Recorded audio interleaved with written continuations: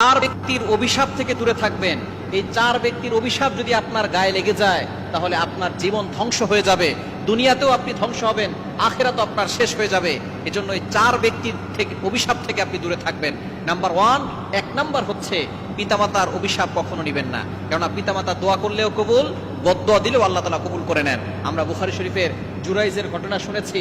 সে বড় আবেদ ছিল, কিন্তু নামাজ পড়তে দাঁড়িয়েছেন, মা এসে ডাক দিয়েছে, কিন্তু শেষ পর্যন্ত নামাজে দাঁড়িয়েছিলেন। সে মনে মনে চিন্তা করতেছে নামাজ শেষ করে তারপরে মায়ের কথা শুনবো। নামাজ শেষ করে দেখেন মা চলে গেছে। আবারও আসছেন, আবারও নামাজে ছিলেন, আবারও দরজা খুলে দেখেন মা চলে গেছেন। এভাবে তিনবার ডাকার পরে মা বদদোয়া করে দিয়েছেন, আজকে তুমি তোমার মায়ের কথা শুনলে না, একজন খারাপ নারীর সাথে দেখা না হয়ে তোমার মৃত্যু হবে না। শেষ পর্যন্ত একজন পতিতার নারী, সে তাকে ফাঁসিয়ে দিয়েছিল এবং আল্লাহ পাক রব্বুল আলামিন তাকে সেখান থেকে হেফাজত করেছিলেন। এই যে মায়ের বদদোয়া কাজে লেগে গিয়েছে, সে জেনে হোক, বুঝে হোক, না বুঝে হোক, বদদোয়া যে দিয়েছে সেটা কাজে লেগে গেছে। এই জন্য অবশ্যই আমাদেরকে সতর্ক থাকতে হবে। মা বাবা থেকে কখনো অভিশাপ নিব না, তাদের সাথে সুন্দর ব্যবহার করব, সব সময় ভালো ব্যবহার করব।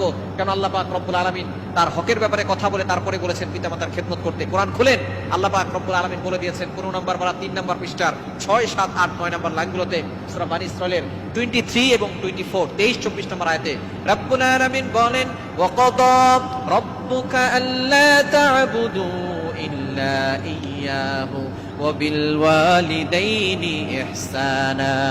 আল্লাহ পাক রব্বুল আলামিন প্রথমে অর্ডার করে দিয়েছেন, ফয়সালা করে দিয়েছেন, আল্লাহ তা'বুদু ইল্লা ইয়া, আল্লাহ ছাড়া কারো ইবাদত করা যাবে না। ওয়া বিল ওয়ালিদাইনি ইহসানা, তারপরে যে আদেশ আল্লাহ দিয়েছেন, গুড ডিলিংস উইথ প্যারেন্টস, পিতামাতার সাথে ভালো ব্যবহার, গুড বিহেভিয়ার উইথ প্যারেন্টস, আপনার পিতামাতার সাথে ভালো ব্যবহার করবেন। সুতরাং তাদের অভিশাপ কখনো নেবেন না, তাহলে আপনার জীবন শেষ হয়ে যাবে।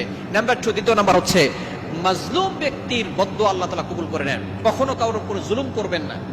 অসহায় যে সকল মাজলুম গুলো আছে তাদের অভিশাপ কখনো আপনি নেবেন না, তাহলে কিন্তু আপনি বিপদে পড়ে যাবেন। এবং 3 নাম্বার হচ্ছে ভিক্ষুকের বদদোয়া নেবেন না। ভিক্ষুক যদি আপনার উপর অভিশাপ করে ফেলে, আপনার হাতে এখন গাড়ি আছে, বাড়ি আছে, কোটি কোটি টাকার সম্পদ আছে, যে ভিক্ষা করছে আল্লাহ পাক রব্বুল আলামিন তাকে কোটিপতি বানিয়ে আপনাকে ফকির বানাতে 1 সেকেন্ড আল্লাহ সময় লাগবে না। আজকে আপনি অহংকার করছেন, দাম্ভিকতা দেখাচ্ছেন, একজন ভিক্ষুক আপনার গাড়ির সামনে, লক্ষ টাকার গাড়িতে আপনি চলেন, ভিক্ষুক এসে বলে আমাকে 10টা টাকা দেন, আপনি 10টা টাকা দিতে পারেন না, তার সাথে খারাপ ব্যবহার করেন। আজকে সে যে থালা নিয়ে বসে আছে, এই থালা আপনাকে ধরিয়ে আল্লাহ তাআলা রাস্তায় বসাতে পারেন। অবশ্যই সতর্ক থাকবেন, ভিক্ষুকের অভিশাপ কখনো নেবেন না। 4 নাম্বার হচ্ছে ঠকে যাওয়া ব্যক্তির অভিশাপ। আপনি মানুষকে ঠকিয়েছেন, প্রতারণা করেছেন, কষ্ট দিয়েছেন, আপনি ধোঁকা দিয়েছেন। নবীজি সাল্লাল্লাহু আলাইহি ওয়াসাল্লাম জানিয়ে দিয়েছেন, মান গশশানা ফালাইসা মিন্না, যে ধোঁকা দেয় সে আমার উম্মত না। সুতরাং ঠকে যাওয়া ব্যক্তি, ধোঁকা খাওয়া ব্যক্তি, সে যদি বদদোয়া করে ফেলে, অভিশাপ করে দেয়, আল্লাহ পাক রব্বুল আলামিনের কাঠগড়ায় সরাসরি আযিমে গিয়ে নক করবে, আর আল্লাহ তাআলা আপনাকে দুনিয়া থেকে শাস্তি দেওয়া শুরু করবেন। আখিরাতে ভয়ঙ্কর শাস্তি রয়েছে। সুতরাং এই 4 ব্যক্তির অভিশাপ কখনো নেবেন না, তাহলে দুনিয়াও শেষ হবে, আখিরাতও শেষ হয়ে যাবে।